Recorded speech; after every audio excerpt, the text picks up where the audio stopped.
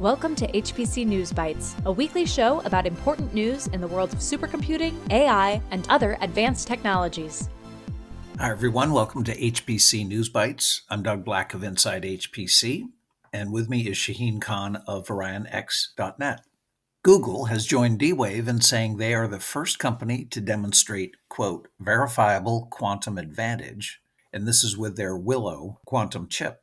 Google used its most recent 105 physical qubits superconducting chip to simulate a scientific effect and said the answer can be verified, meaning it is repeatable on their system and could be checked via any other means. The company issued a blog saying their achievement was made possible by the precision and speed engineered into their quantum hardware system, and that they, quote, set out to demonstrate its power in a complex practical application built to reveal hidden information about the inner dynamics of quantum systems, such as molecules.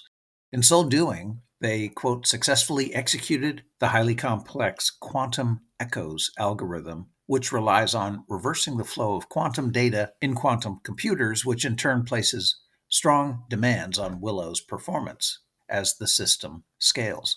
Shaheen, I bow to your superior knowledge of quantum. What do you make of Google's announcement? Well, big picture, it's the same picture. There's steady progress, and each milestone, even small ones, are quite impressive in their own right, but only slightly closer to the destination, and a lot remains to be done. So, to quickly recap, so far, nobody has come close to beating a cluster of GPUs with quantum computers, except for useless tasks like testing that a random set of instructions on a quantum computer works, or very narrow quantum science apps, which other researchers have quickly argued maybe could have been done faster with existing systems. This is what happened to D-Wave some time ago and is now happening to Google. Quantum physics or chemistry is the foundation of so-called ab initio materials research. Ab initio in Latin means starting from the beginning, which means electronic structure and such. These applications are already analyzing quantum interactions, so they should be a natural for quantum computing, and they are. Because a lot of such analysis is about finding the equilibrium among various forces, and that's another way of saying the optimal arrangements among such forces, quantum computing could also be used for optimization. And many problems in life can be formulated as a kind of optimization. And then we have Shor's algorithm, named after Professor Peter Shor, the Caltech grad, MIT PhD, Berkeley professor, Bell Lab scientist, and MIT professor of computer science since 2003, who came up with it. Shor's algorithm can factor numbers into a multiplication of prime numbers, which is something that can be used to decrypt data only if a big enough quantum computer were available. It is the one big reason quantum computing is pursued and feared. So, the main expected applications of quantum computing are quantum science, optimization, prime factorization, and also generation of high-quality random numbers, which in fact is quite useful, though speed is not quite the issue there. Sticking with quantum, the Trump administration has added to Intel and to a rare earth minerals company, companies that they've taken equity positions in, by moving toward taking stakes in U.S. quantum computing firms. This is according to a story in the Wall Street Journal, which cited anonymous sources saying the companies include IonQ, Rigetti, and D-Wave, and that Quantum Computing Inc. and Atom Computing are considering similar deals.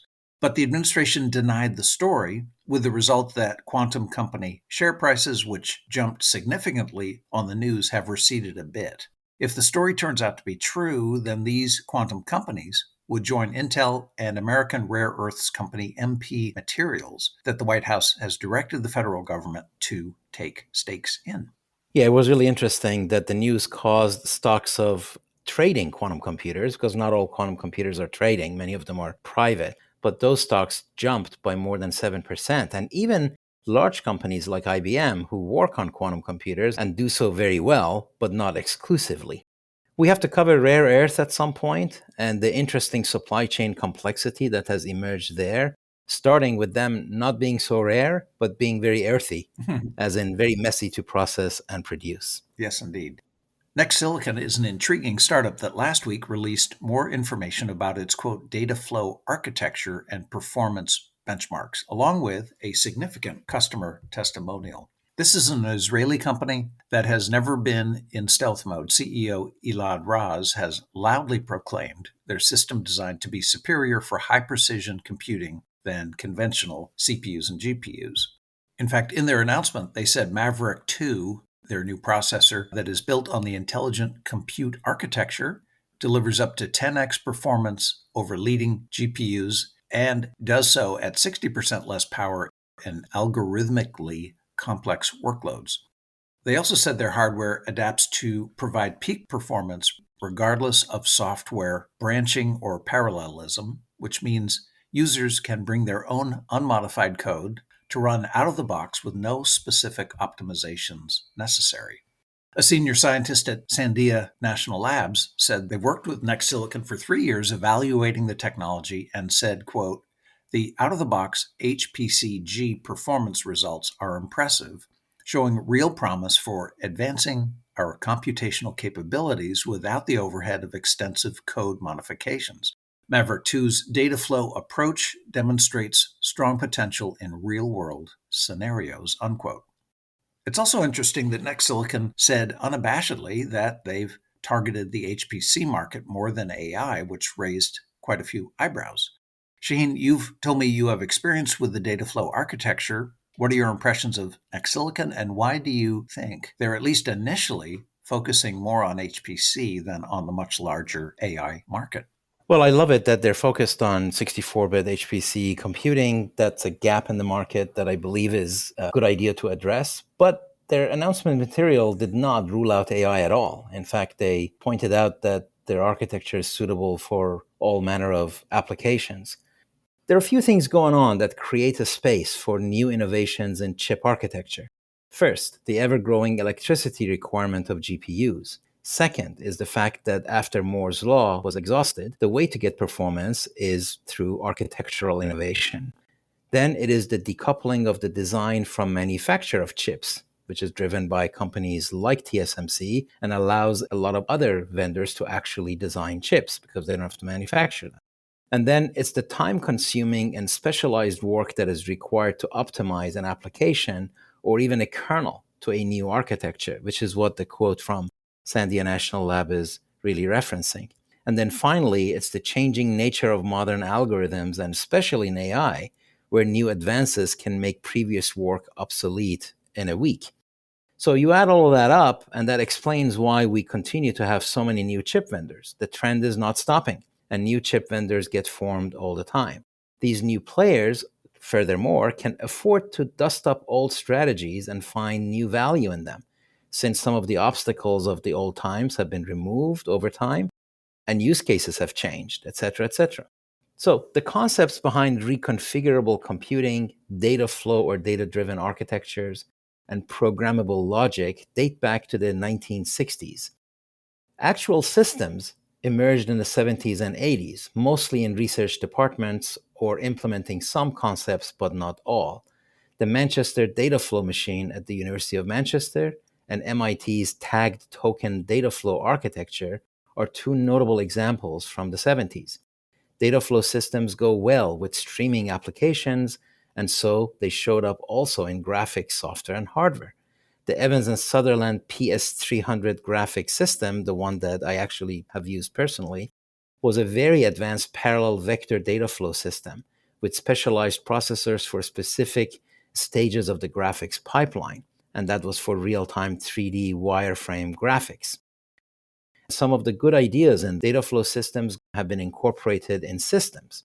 So today you have field programmable gate arrays, FPGAs, coarse-grained reconfigurable arrays, CGRAs, systolic arrays, instruction windows and speculative execution, etc. And that's not to mention vector and matrix processors. GPUs themselves have similarities with systolic arrays and data flow systems and use some of their principles. FPGAs have been used to optimize straight-through processing in financial services and also used within AI processors. So back to the news, We have to wait until more detail is published about exactly how they are implementing the technology, but they clearly have solved a lot of the problems. If I understand correctly, they allocate a big part of the chip to arithmetic logical units, ALUs, which can be logically reconfigured so that the result of one can flow into another. And then they have a compiler that decomposes the code into a so-called directed graph, like the old-style flowcharts, and then maps it to these ALUs, and it does that in real time, more or less, so you can redo it as the application runs and new patterns are detected.